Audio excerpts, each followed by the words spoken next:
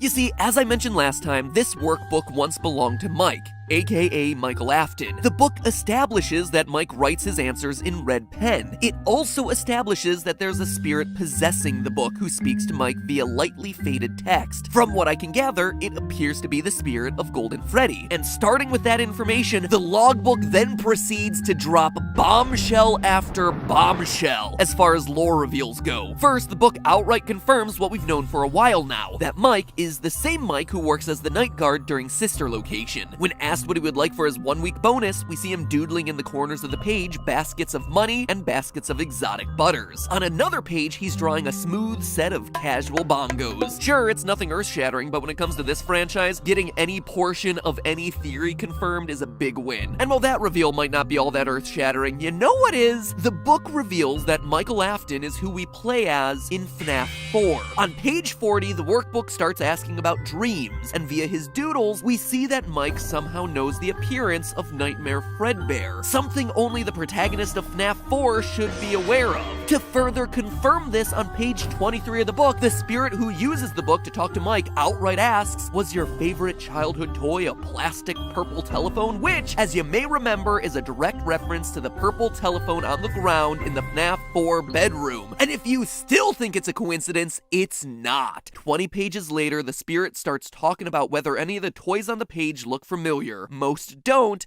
except for one. The phone. Now, for the 8 of you who still remember how this whole freaking story fits together, you might be asking me, but we all thought the protagonist of FNAF 4 was the crying child, the one who gets himself bitten during the birthday party because you have flashes of a hospital bed and hear a flatline at the end of the game. We also assumed that the animatronic Nightmare was representative of death. And you know what? You're absolutely right. That is exactly what we've been thinking. And here's the thing, we weren't wrong. We've apparently been right about all of that, except there was one teeny tiny itsy bitsy little wrinkle that we didn't expect. Michael Afton was the bite victim. Michael Afton was the crying child.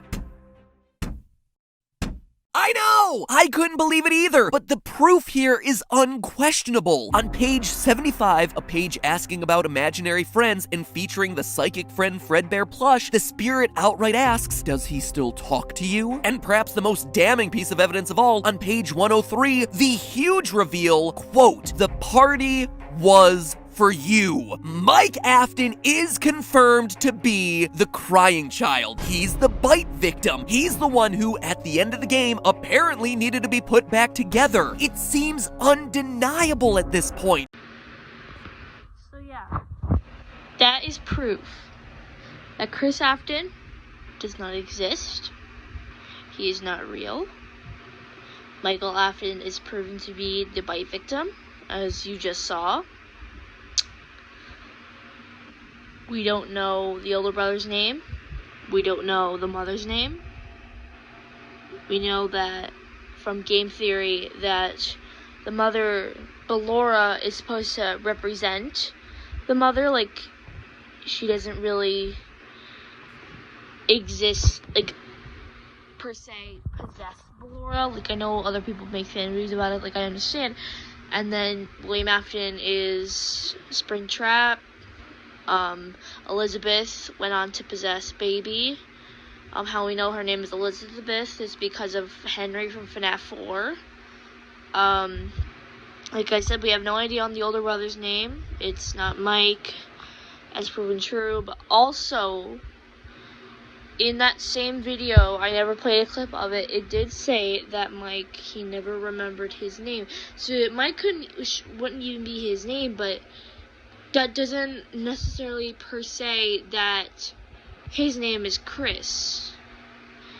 It is proven a fact that Michael Afton, the metaphorical Michael Afton, how the Mike from Sister Location and the Mike that's supposed to be in Pizzeria Simulator or maybe in FNAF 3 is the same Mike as is the same person as the protagonist from FNAF 4. I think I'm saying that right, because I know there's protagonist and antagonist. I think it's protagonist. But, like I said, Chris Afton does not exist. Chris Afton is only from the Disney Fandom Wiki. So on my Afton family video that I made, someone outright blurted said, "Why is Michael Chris?" And then I got so mad because I clearly said in the beginning, I do not believe in the freaking Chris Afton thing. So please get off my mother back, okay? Okay. Thank you.